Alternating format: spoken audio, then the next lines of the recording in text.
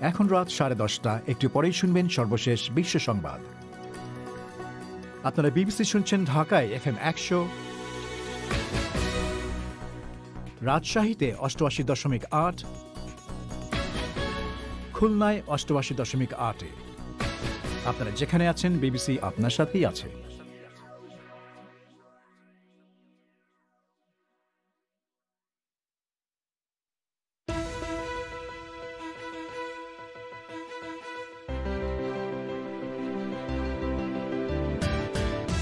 যুক্তরাষ্ট্রের Democrat vice president প্রার্থী Kamala Harris জনসমক্ষে প্রচারণা স্থগিত করেছেন। একজন ঘনিষ্ঠ সহযোগী কোভিডে আক্রান্ত হওয়ায় তার এই সিদ্ধান্ত। বাংলাদেশে পুলিশি নির্যাতনে এক যুবকের মৃত্যুর অভিযোগ তদন্তে কবর থেকে মরদেহ উত্তোলন। পুলিশের পলাতক এসআই সম্পর্কে এলাকায় ব্যাপক ক্ষোভ। বন্দরবাজার যে ফাইলটা, এটার অধীনেই কিন্তু ব্যবসায়ীর মূল যে এরিয়াটা, সবার বক্তব্য শুনে আর তার অ্যাক্টিভিটিস দেখে মনে হচ্ছে তো সেই এখানে ব্যবসায়ীদের কাছে চাঁদা নিয়ে খোলা রাখা। এর জন্য আমরা অনেকেই ক্ষুব্ধ। আমরা অনেক সময় বলতে চাইছি, কিন্তু জেনেও অনেক প্রতিবাদ করেও হয় নাই। শেষে রয়েছে আপনাদের চিঠিপত্রের জবাবের অনুষ্ঠান প্রীতিভাজন ইস্যু। তবে পরিক্রমার শুরুতে বিশ্ব সংবাদ।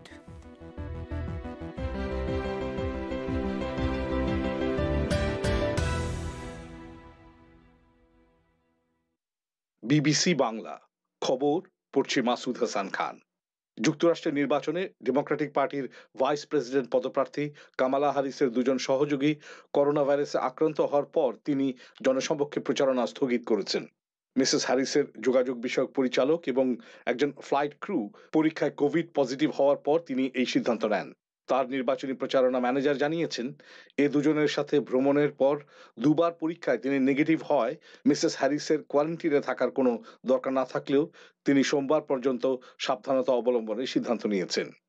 থাইল্যান্ডে সরকার সমাবেশের উপর কঠোর নিষেধাজ্ঞা জারি করলেও রাজধানী ব্যাংককে প্রচুর মানুষ রাস্তায় জড়ো হয়েছে। জাতীয় নিরাপত্তা বিঘ্নিত হবে বলে বিবেচিত হতে পারে এমন খবরাখবর প্রচারও নিষিদ্ধ করা হয়েছে। গত কয়েক মাস ধরে থাইল্যান্ডে প্রধানত ছাত্রছাত্রীরা গণতান্ত্রিক সংস্কারের দাবিতে শান্তিপূর্ণভাবে মিছিল সমাবেশ করছে। লিবিয়ার রাজধানী ত্রিপোলিতে সরকারি কর্তৃপক্ষ জানিয়েছে তারা একজন কুখ্যাত মানব পাচারকারীকে আটক করেছে। ওই ব্যক্তি গত 2 বছর যাবৎ জাতিসংঘের নিষেধাজ্ঞা তালিকায় রয়েছেন। এর আগে আব্দুল রহমান মিলাদ নামে এই ব্যক্তি পশ্চিম লিবিয়ার জাওইয়ায় উপকূলরক্ষী বাহিনীর ক্যাপ্টেন ছিলেন। মানবাধিকার সংগঠনগুলো বহুবার অভিযোগ করেছে যে মিস্টার মিলাদ অভিবাসীদের উপর চরম নির্যাতন করেন। তিনি এমনকি অনেক অভিবাসীকে মাঝসাগরে গুলি করে নৌকা থেকে পানিতে ফেলে দিয়েছেন। কিরগিজস্তানের প্রেসিডেন্ট সুরনবাই জিনবেকভ পদত্যাগ করেছেন। এ মাসের আরো আগের দিকে পার্লামেন্ট নির্বাচনের পর থেকেই দেশটিতে তার পদত্যাগের দাবিতে বিক্ষোভ চলছিল। এক বিবৃতিতে মিস্টার জিনবেকভ বলেন, তিনি চান না যে কিরগিজস্তানের ইতিহাসে এমন এক প্রেসিডেন্ট হিসেবে তার নাম লেখা হোক যিনি রক্তপাত ঘটিয়েছিলেন এবং তার নিজের জনগণের উপর গুলি চালিয়েছেন। ফ্রান্সে করোনা ভাইরাস সংকট মোকাবেলায় সরকার অপরাধমূলক অবহেলা দেখিয়েছে এমন অভিযোগ ওঠার পর এর তদন্তের অংশ হিসেবে পুলিশ কিছু ঊর্ধ্বতন ফরাসি রাজনীতিবিদদের বাড়ি ও অফিসে অনুসন্ধান চালিয়েছে।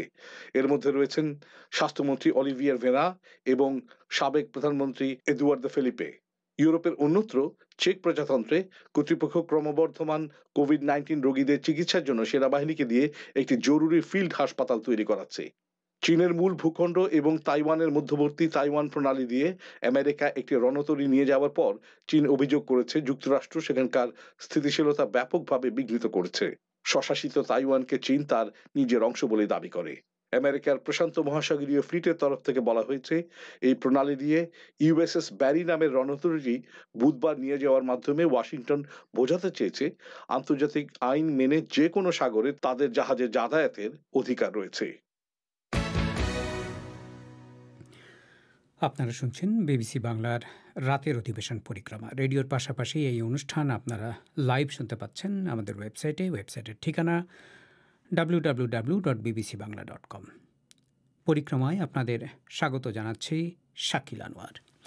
শুরুতে আপনাদের আরেকবার জানিয়ে রাখি যে আজকের পরিক্রমায় রয়েছে আপনাদেরই পাঠানো চিঠিপত্রের জবাবের অনুষ্ঠান প্রীতিভাজন ইস্যু।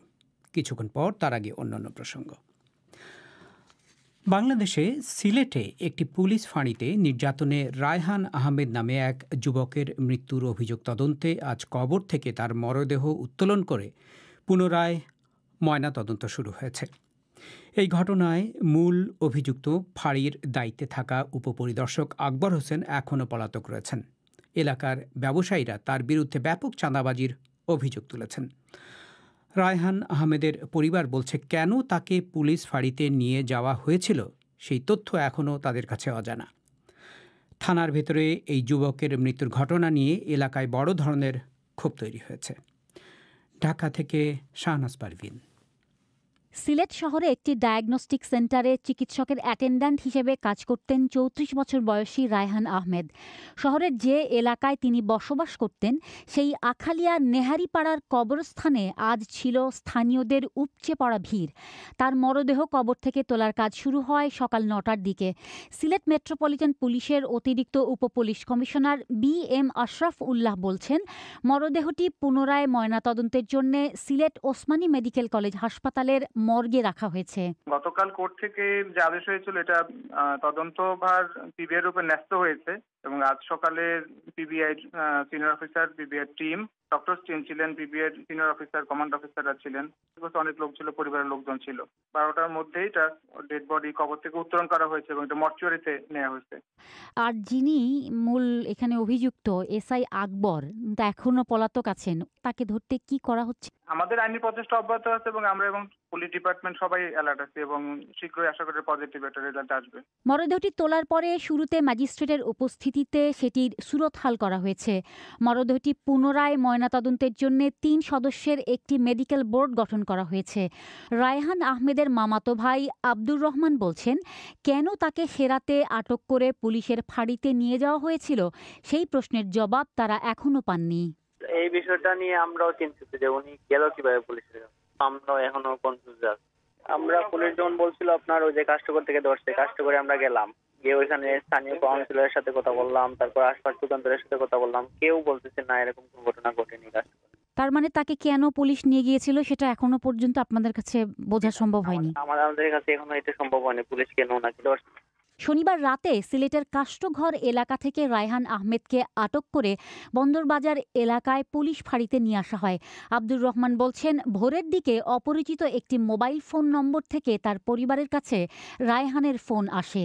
7:33 আমার ভাই ফোন দিয়েছিল বাসায়। ফোন পাওয়া মাত্র আমার আঙ্কেল একজন গেছিলেন টাকা নিয়ে, বলছিল যে টাকা নিয়ে আমাকে তাড়াতাড়ি বন্দরবাজার ফাঁড়িতে আসেন, আমাকে বাঁচান, নয়তো ওরা আমাকে মেরে ফেলবে। তারপর টাকা নিয়ে আঙ্কেল ফাঁড়িতে গেছেন, যাওয়ার পর বলছে যে উনি রায়হান ঘুমিয়ে পড়ছে আর ওনাকে যারা ধরে নিয়ে আসছে ওরাও ঘুমিয়ে পড়ছে, আপনি সকাল 9টা-10টার দিকে আসবেন টাকা 10,000 সাথে করে নিয়ে। সকালবেলা রায়হানের বাবাকে ফাঁড়ি থেকে হাসপাতালে যেতে বলা হয়। সেখানে গিয়ে মৃত্যুর খবর জানতে পারেন তিনি। রায়হান আহমেদের মৃত্যু সম্পর্কে ফাঁড়ির পুলিশ দাবি করে যে ছিনতাইয়ের অভিযোগে এলাকাবাসী গণপিটুনি দিলে তারা গুরুতর আহত অবস্থায় তাকে উদ্ধার করে হাসপাতালে নিয়ে গেছেন। সেখানে চিকিৎসাধীন অবস্থায় তার মৃত্যু হয়েছে। পুলিশের বরাত দিয়ে সংবাদ মাধ্যমে এমন খবরও প্রকাশিত হয়, কিন্তু সিলেট সিটি কর্পোরেশনের CCTV ক্যামেরায় ধারণ করা ফুটেজে কোনো গণপিটুনি দেখা যায়নি। এই ফুটেজ প্রকাশিত হলে ঘটনার মোড় ঘুরে যায়। সোমবার ফাঁড়ির ইনচার্জ আকবর হোসেন ভূঁইয়া সহ 4 পুলিশ সদস্যকে সাময়িক বরখাস্ত করা হয় এবং 3 পুলিশ সদস্যকে প্রত্যাহার করা হয়, কিন্তু আকবর হোসেন এরপর থেকেই পলাতক রয়েছেন। সিলেটের যে এলাকায় বন্দরবাজার অবস্থিত সেই 14 নম্বর ওয়ার্ডের কাউন্সিলর নজরুল ইসলাম মুনিম বলছেন, বন্দরবাজার এলাকায় ব্যবসায়ীদের কাছ থেকে ব্যাপক চাঁদাবাজির অভিযোগ রয়েছে আকবর হোসেনের বিরুদ্ধে। বন্দরবাজার যে ফাঁড়িটা, এটার অধীনেই কিন্তু ব্যবসায়ীর মূল যে এরিয়াটা, জিন্দাবাজার বন্দর, এই এরিয়াটাই সিলেট তো কিন্তু এই এরিয়াটাই ভিত্তিক ব্যবসা বাণিজ্য। সবার বক্তব্য শুনে আর তার অ্যাক্টিভিটিস দেখে মনে হচ্ছে তো সেই প্রভাবটা তার ছিল এখানে ব্যবসায়ীদের কাছে চাঁদা নিয়ে খোলা রাখতো। এর জন্য আমরা অনেকেই ক্ষুব্ধ। আমরা অনেক সময় বলতে চাইছি, কিন্তু জেনেও অনেক প্রতিবাদ করেও হয় নাই, এবং সে তো একটা দায়িত্বশীল পদেও আছে, কিন্তু সে এভাবে করার পরে তাকে তো ধরাটা প্রশাসনের পক্ষে বা সরকারের পক্ষ থেকে জরুরি। এটা মানুষের সুস্থি আসবে না ধরলে।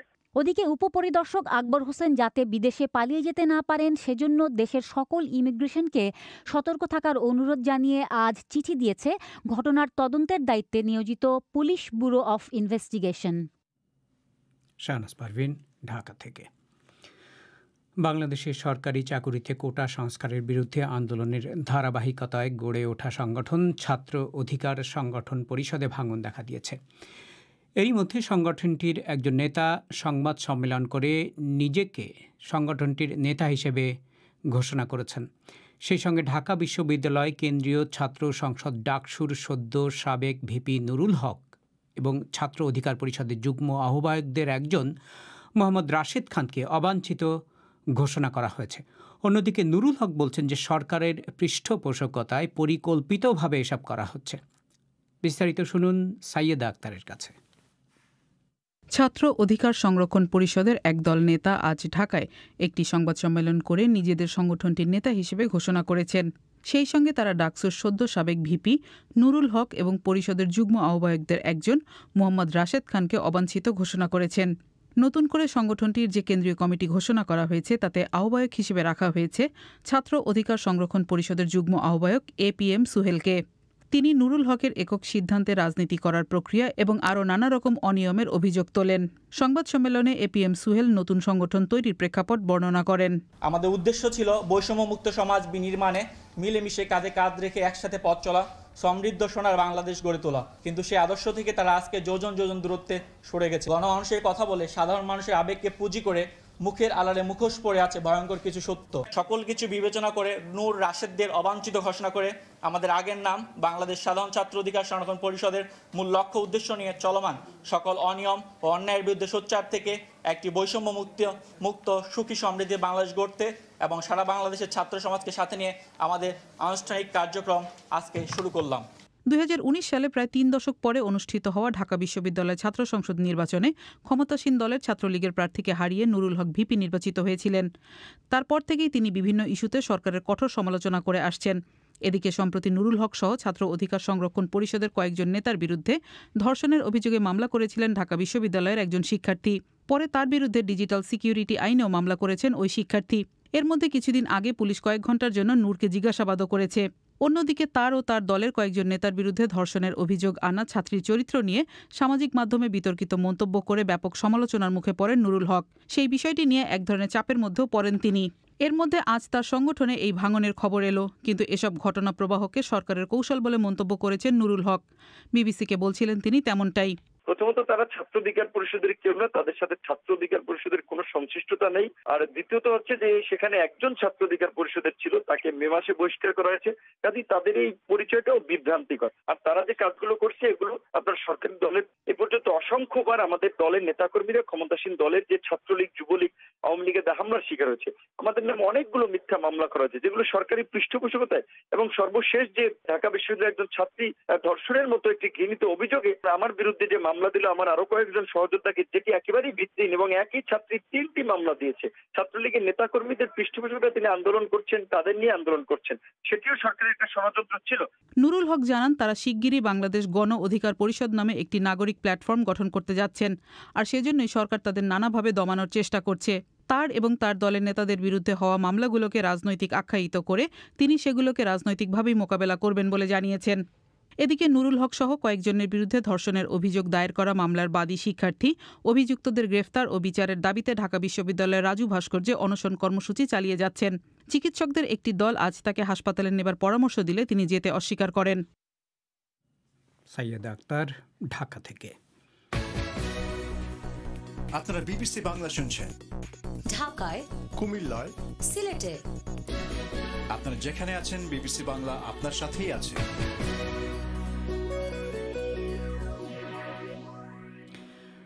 আপনারা শুনছেন বিবিসি বাংলার রাতের অধিবেশন পরিক্রমা। এবারে শ্রোতাদের চিঠিপত্রের জবাবের অনুষ্ঠান প্রীতিভাজন ইস্যু। আপনাদের চিঠির জবাব দিচ্ছেন বিবিসি বাংলার সম্পাদক সাবির মুস্তাফা।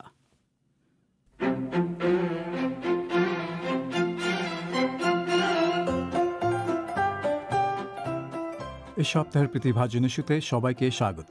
আজ আপনাদের সাথে আছি আমি মানসী বড়ুয়া আর আমি সাবির মুস্তাফা।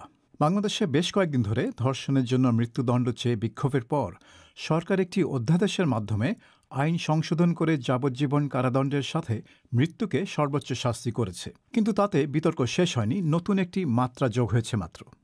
এ বিষয়ে আজ কয়েকটি চিঠি দিয়ে শুরু করছি। প্রথমে লিখেছেন খুলনার পাইকগাছা থেকে আরিফুল ইসলাম। যে হারে সমাজে ছোট শিশু থেকে বিভিন্ন বয়সের লোক ধর্ষণের শিকার হচ্ছে, তাতে এই আইন সাধারণ ধর্ষকদের মনে ভীতি সৃষ্টি করবে। কিন্তু রাজনৈতিক ও অত্যন্ত প্রভাবশালী ধর্ষকদের ক্ষেত্রে সঠিক তদন্ত ও সঠিক বিচার কতটা কার্যকর হবে তা নিয়ে সন্দেহ হয়। তবে আমি এটুকু নিশ্চিত যে মৃত্যুদণ্ড আইন করাটা যত সহজ, কার্যকর করাটা সবচেয়ে বড় চ্যালেঞ্জের বিষয়। আপনি ঠিকই বলেছেন মিস্টার ইসলাম। মুখে ধর্ষকের ফাঁসি দাবি করা যত সহজ, কাউকে ফাঁসিতে ঝোলানো তত সহজ না। বিচারে যদি কোনো ভুল হয়ে থাকে, নির্দোষ লোক যদি দোষী সাব্যস্ত হয়ে যায়, তাহলে মৃত্যুদণ্ডের রায় আর ফিরিয়ে নেওয়া যায় না। সেজন্য কাউকে ফাঁসিতে ঝোলানোর আগে অনেকবার ভাবতে হয়। পরে চিঠি লিখেছেন নরসিংদী সদর থেকে ওয়ারেশ আলী খান। বাংলাদেশে বিদ্যমান নারী ও শিশু নির্যাতন দমন আইন অনুযায়ী 180 দিনে ধর্ষণ মামলার বিচার কার্য সম্পন্ন করার কথা। স্বল্পতম সময়ে ধর্ষকের দৃষ্টান্তমূলক শাস্তি নিশ্চিত না হওয়ায় ধর্ষণের মতো জঘন্যতম অপরাধ বেসুমার আকার ধারণ করছে। এই ঘৃণ্য অপরাধের সর্বোচ্চ শাস্তি মৃত্যুদণ্ডের বিধান রেখে আইনের সংশোধনের পাশাপাশি বিচার প্রক্রিয়ায় সাক্ষীদের পর্যাপ্ত নিরাপত্তা নিশ্চিতকরণ, নির্যাতিতের শারীরিক আলামত পরীক্ষা সংক্রান্ত জটিলতা পরিহার ও লিঙ্গ সংবেদনশীল বিচারিক পরিবেশ নিশ্চিত করার মাধ্যমে ন্যায় বিচারকে ত্বরান্বিত করতে হবে। আপনি গুরুত্বপূর্ণ একটি প্রসঙ্গ তুলেছেন মিস্টার খান। লিঙ্গ সংবেদনশীল বিচারিক পরিবেশ অর্থাৎ আদালতে নির্যাতিত নারীকে যাতে হেয় না করা হয় সেদিকে খেয়াল রেখে আইনে সংশোধন করার প্রয়োজন, যে কথা অনেক আইনজীবী আজকাল বলছেন। সবকিছু এমনভাবে করতে হবে যাতে নির্যাতিত নারী অভিযোগ করতে এবং আসামিকে চিহ্নিত করার সাহস অর্জন করেন। তবে শুধু আদালত নয়, পুলিশের তদন্তের সময় সংবেদনশীল মনোভাব প্রয়োজন বলে মনে করছেন কুমিল্লা বিশ্ববিদ্যালয়ের মোহাম্মদ মাসুদ রানা। ভিকটিমের অভিযোগ নেয়ার জন্য একজন নারী পুলিশের থাকার কথা থাকলেও সময় মতো তা থাকে না। আর পুরুষ পুলিশরা অভিযোগ নিতে গিয়ে ভিকটিমকে বিভিন্ন অবজ্ঞাসূচক মন্তব্য করেন। 2 ফিঙ্গার টেস্ট পরীক্ষাটি করা হয় ভিকটিম যৌনকার্যে অভ্যস্ত কিনা তা জানার জন্যে। ভিকটিম যৌনকার্যে অভ্যস্ত কি অনভ্যস্ত, তার সাথে ধর্ষণের যোগসূত্র খোঁজা কতটা যৌক্তিক? অবশ্যই যৌক্তিক নয় মিস্টার রানা। পুলিশের অবিশ্বাস এবং কটূক্তি, যৌন পরীক্ষা ইত্যাদির কারণেই নির্যাতিত নারী অভিযোগ করতে এগিয়ে আসেন না। আদালতে হেনস্থ হবার ভয়ে মামলা করতে চান না। এইসব প্রতিবন্ধকতা দূর না করা পর্যন্ত ধর্ষণকারীরা ধরাছোঁয়ার বাইরে রয়ে যাবে বলে মনে হয়। তবে শাস্তি বাড়ালেও যে আইনের প্রয়োগ কার্যকর হবে না সেদিকে দৃষ্টি আকর্ষণ করে লিখেছেন খুলনার দাকোপ থেকে মুকুল সর্দার। ধর্ষণের শাস্তি মৃত্যুদণ্ড করা হলেই ধর্ষণ বন্ধ হয়ে যাবে তেমনটা আমার মনে হয় না। অধিকাংশ ক্ষেত্রে দেখা যায় ধর্ষণের বিচার হয় না বা আইনের ফাঁক গলিয়ে কিংবা রাজনৈতিক প্রভাব খাটিয়ে ধর্ষক বেরিয়ে যায় এবং ধর্ষিতাকেই ধর্ষণের জন্য নানাভাবে দায়ী করা হয়। বিবিসি বাংলার টেলিভিশন অনুষ্ঠান প্রবাহতে আইনমন্ত্রী বলেছেন, আইন সংশোধনের পাশাপাশি বিচার কার্যক্রম দ্রুত শেষ করারও উদ্যোগ নেওয়া হচ্ছে। সরকারের এই উদ্যোগকে আমি সাধুবাদ জানাই। কাজেই আইন প্রণয়ন বা সংশোধনের পাশাপাশি আইনের যথাযথ প্রয়োগের দিকটিও বিবেচনায় নেওয়া উচিত। সব অপরাধের ক্ষেত্রেই আইনের প্রয়োগ জরুরি মিস্টার সর্দার, না হলে কোনো অপরাধীকেই বিচারের মুখোমুখি দাঁড় করানো যাবে না। তবে একথাও সত্য যে ধর্ষণের সর্বোচ্চ শাস্তি মৃত্যুদণ্ড করলেই সব সমস্যার সমাধান হবে না, বরং সেখানে ভিন্ন জটিলতাও সৃষ্টি হতে পারে।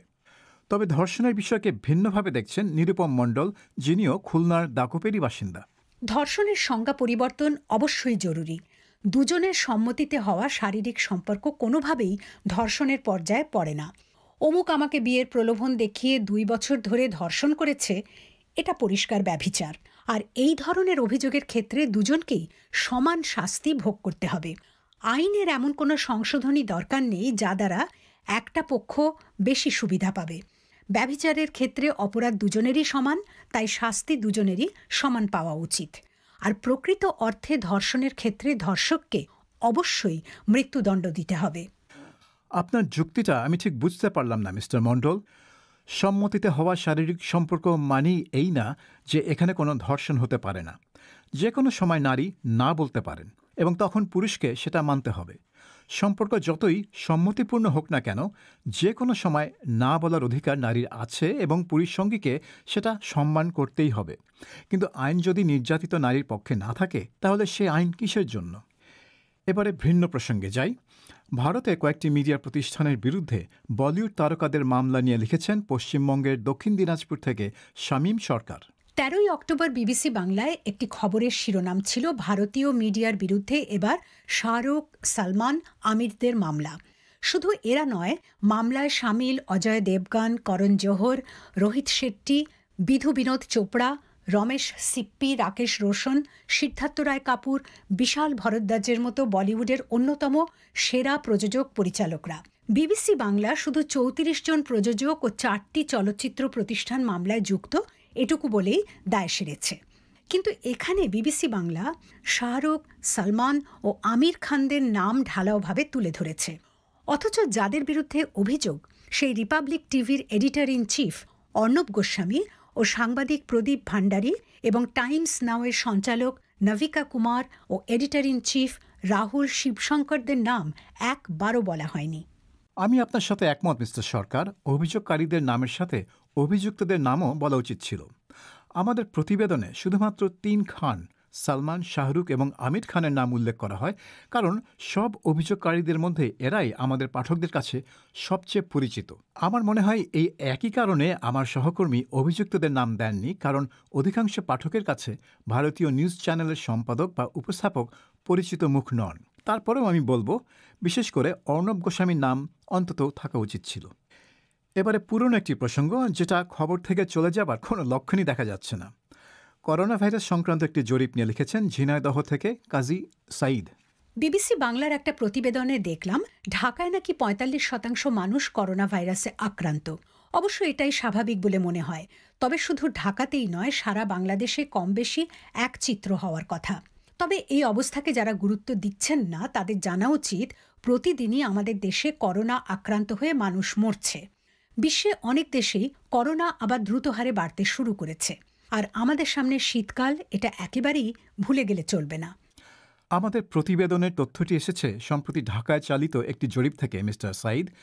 জরিপটি করেছে সরকারের রোগতত্ত্ব, রোগ নিয়ন্ত্রণ ও গবেষণা প্রতিষ্ঠান IEDCR এবং আন্তর্জাতিক উদারময় গবেষণা কেন্দ্র বাংলাদেশ বা ICDDRB। এখানে উল্লেখযোগ্য বিষয় হচ্ছে, যাদের শরীরে করোনা ভাইরাসের অ্যান্টিবডি পাওয়া গেছে তাদের 94%ই কোনো উপসর্গ ছিল না। তবে এই জরিপ থেকে বোঝা যায়, করোনা ভাইরাস মারাত্মকভাবে প্রাণঘাতী না হলেও তা খুব সহজে সংক্রমিত হয় এবং বয়স বা অন্যান্য অসুখের কারণে ঝুঁকিতে থাকা মানুষকে সাবধানে থাকতে হবে। চলমান এই মহামারী নিয়ে আরেকটি চিঠি লিখেছেন খুলনা থেকে শিবাজি মণ্ডল। করোনা পরিস্থিতির আঘাতে অন্যান্য দেশের ন্যায় বাংলাদেশও মারাত্মকভাবে ক্ষতিগ্রস্ত, বিশেষভাবে কর্মসংস্থান এবং অর্থনৈতিক ক্ষেত্রে। বাংলাদেশের সর্বস্তরের খেটে খাওয়া মানুষের জীবনে করোনার প্রভাব যে কতটা ভয়াবহ রূপ নিয়েছে, তার সার্বিক চিত্র গত 9ই অক্টোবরে বিবিসি বাংলার প্রবাহ অনুষ্ঠানে পরিবেশিত শাহনাজ পারভিনের বিশেষ প্রতিবেদনে সুন্দরভাবে উপস্থাপন করা হয়েছে। ঘরের বাইরে বের হলে এমন হাজারো মুখে কষ্ট আর ক্লেশের ছাপ দেখে এখন অভ্যস্ত হয়ে গেছি। একটা ভাইরাসের কাছে এই 21 শতকেও আমরা কতটা অসহায়ত্ব বরণ করেছি ভাবলে অবাক লাগে। এটা আসলেই অবাক করার মতো ব্যাপার মিস্টার মণ্ডল। যখন আমরা চাঁদ পার হয়ে মঙ্গল গ্রহে মানুষ পাঠানোর পরিকল্পনা করছি, তখন অতি ক্ষুদ্র খোলা চোখে অদৃশ্য একটি জীবাণুর ভয়ে আমরা সব গৃহবন্দী হয়ে আছি। বন্ধুবান্ধবদের সাথে দেখা করতে দ্বিধাবোধ করছি, মুখে মুখোশ পরে জনসম্মুখে বের হচ্ছি। একই সাথে এই ক্ষুদ্র জীবাণুর কারণে বিশ্বের সবচেয়ে শক্তিশালী দেশগুলোর অর্থনীতি প্রায় মুখ থুবড়ে পড়েছে। কিন্তু তাও বলবো, মানবজাতি এই বিপর্যয় অবশ্যই কাটিয়ে উঠবে। হয়তো আর 2-1 বছর লেগে যাবে, কিন্তু এই অন্ধকার অবশ্যই কেটে যাবে। করোনা ভাইরাস পরীক্ষা আর HSC পরীক্ষার মধ্যে কোনো সম্পর্ক আছে কি? থাকার তো কথা না, কিন্তু সেটাই খুঁজে পেয়েছেন মোহাম্মদ শামিনুল হক মামুন, যিনি সন্দ্বীপের ওসমানিয়া থেকে লিখেছেন।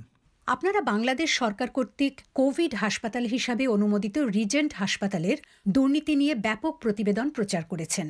সবচেয়ে বেশি অপরাধ ছিল কোনো রকম পরীক্ষা ছাড়া এই হাসপাতাল থেকে করোনা সার্টিফিকেট দেওয়া হতো। এই অপরাধের জন্য হাসপাতালের মালিক বর্তমানে কারাগারে আছেন। আমার কথা হচ্ছে, চলতি 2020 সালের HSC পরীক্ষায় অংশ না নিয়েও পাশের সার্টিফিকেট দেওয়াটা শিক্ষা বোর্ডের অপরাধ হবে কিনা, বা সীমিত পরিসরে হলেও স্বাস্থ্যবিধি মেনে পরীক্ষা নিয়ে পাশের সার্টিফিকেট দেওয়া উচিত ছিল কিনা। আমাকে স্বীকার করতেই হবে মিস্টার হক, বিষয়টা নিয়ে আমি এভাবে ভাবিনি। পরীক্ষা ছাড়া গাড়ির ফিটনেস সার্টিফিকেট নিলে সেটা জালিয়াতি হিসেবেই গণ্য হবে নিশ্চয়ই। তবে এইচএসসি পাশের বিষয়টি যেহেতু আগের দুটি পরীক্ষা অর্থাৎ এসএসসি এবং জিএসসি ফলাফলের উপর নির্ভর করবে, তাই হয়তো ব্যাপারটা জালিয়াতি হিসাবে দেখা হবে না। তবে হ্যাঁ, পরীক্ষা একটা নেওয়া প্রয়োজন ছিল, বিশেষ করে তাদের জন্য যারা এসএসসিতে ভালো করেননি কিন্তু এইচএসসিতে ভালো করার প্রস্তুতি নিয়েছিলেন। এবার নিজেদের কথায় আসি। বিবিসি বাংলার ৭৯তম বার্ষিকী উপলক্ষে লিখেছেন বাগেরহাটের ফকিরহাট থেকে তন্ময় কুমার পাল। বিবিসি বাংলা যাত্রা শুরু করে ১৯৪১ সালের ১১ই অক্টোবর। এই দীর্ঘ সময় বিবিসি বাংলা যে জনপ্রিয়তার সাথে নিরপেক্ষতার নীতি অনুসরণ করে সংবাদ পরিবেশন করে আসছে তাতে আমার কোনো সন্দেহ নেই। এই দীর্ঘ সময়ে বিবিসি বাংলাকে সংবাদ পরিবেশন বা রেকর্ডিংয়ের ক্ষেত্রে কখনো কোনো সুবিধা অসুবিধার মধ্যে দিয়ে যেতে হয়েছে কিনা এবং সে সম্পর্কে কোনো ঘটনা শেয়ার করলে খুশি হব। এই দীর্ঘ সময়ে তো অবশ্যই অসুবিধার মধ্যে পড়তে হয়েছে মিস্টার পাল। বাংলাদেশের স্বাধীনতা যুদ্ধের সময় বিবিসি নিষিদ্ধ ছিল, বিবিসি শোনাই ছিল একটি অপরাধ। আবার ১৯৮৭ সালে এরশাদ বিরোধী আন্দোলনের সময় বিবিসিকে নিষিদ্ধ করা হয়, বিবিসির একজন বিদেশি সংবাদদাতাকে বহিষ্কার করা হয় এবং স্থানীয় সংবাদদাতা আতাউস সামাদকে গ্রেফতারও করা হয়। গত ৩ দশকে বিভিন্ন ধরনের সমস্যার মুখোমুখি হতে হয়েছে আমাদের। যেমন ২০০৬ সালে আমাদের টেলিভিশন অনুষ্ঠান বাংলাদেশ সংলাপ বন্ধ করার জন্য চাপ প্রয়োগ করা হয়েছিল। তবে তৎকালীন তথ্যমন্ত্রী শামসুল হকের সাথে আলোচনার মাধ্যমে বড় রকমের কোনো ঝামেলা এড়ানো গেছে। পরবর্তীতেও বিভিন্ন রকমের চাপ এসছে, এমনকি ব্যক্তিগত পর্যায়ে মানসিক চাপও সৃষ্টি করার চেষ্টা করা হয়েছে। অনুষ্ঠানের প্রায় শেষ প্রান্তে চলে এসেছি। শেষ করব বিবিসি বাংলা নিয়ে আরেকটি চিঠি দিয়ে। লিখেছেন পটুয়াখালীর গলাচিপা থেকে সুভাষ ভূঁইয়া। ৬০ বছরের অভিজ্ঞতায় আজও বিবিসি মানে নিরপেক্ষ এক বলিষ্ঠ কণ্ঠস্বর। চোখ বুঝলেই সামনে এসে দাঁড়ায় আজও সেই ৭১, ৭৫ নিষ্ঠুরতা, বর্বরতা।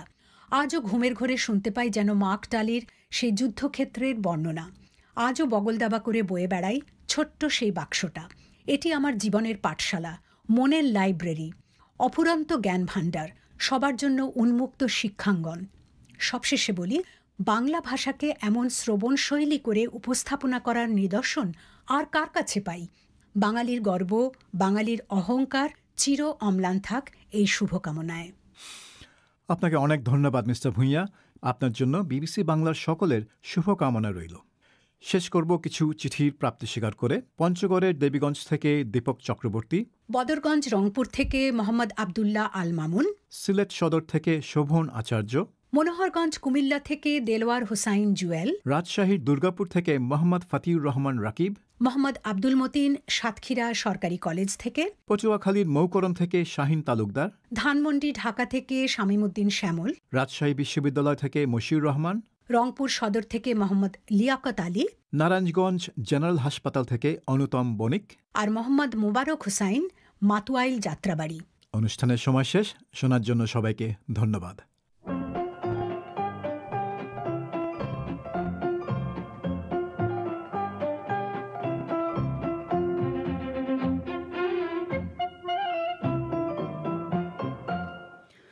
আপনাদের পাঠানো চিঠিপত্রের জবাব দিচ্ছিলেন বিবিসি বাংলার সম্পাদক সাবির মুস্তাফা। প্রীতিভাজন ইস্যুর এই পর্বটি এবং আজকের পুরো পরিক্রমা অনুষ্ঠানটি আবারও শুনতে চাইলে আমাদের ওয়েবসাইটে গিয়ে শুনতে পারেন www.bbcbangla.com। আগামী ২৪ ঘন্টা অনুষ্ঠানটি আমাদের সাইটে থাকবে। অধিবেশন শেষ করার আগে খবরের প্রধান অংশগুলো আপনাদের আরেকবার জানিয়ে দিচ্ছি। যুক্তরাষ্ট্রের নির্বাচনে ডেমোক্র্যাটিক পার্টির ভাইস প্রেসিডেন্ট প্রার্থী কামালা হ্যারিসের দুজন সহযোগী করোনা ভাইরাসে আক্রান্ত হওয়ার পর তিনি জনসমক্ষে প্রচারণা স্থগিত করেছেন।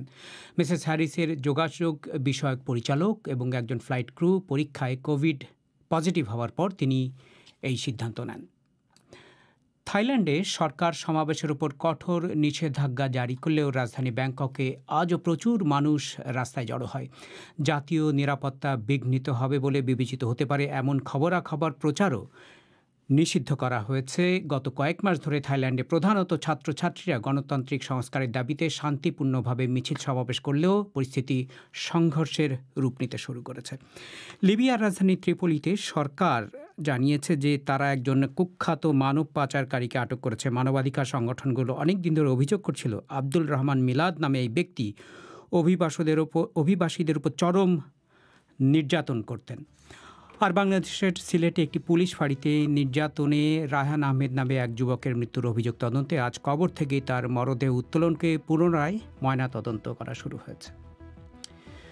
আমাদের পরবর্তী অধিবেশন আগামীকাল বাংলাদেশে সন্ধ্যে 7:30, ভারতে সন্ধ্যে 7টায় শুনবেন আশা করে। আমি শাকিল আনোয়ার আজকের মতো এখানেই বিদায় চাইছি।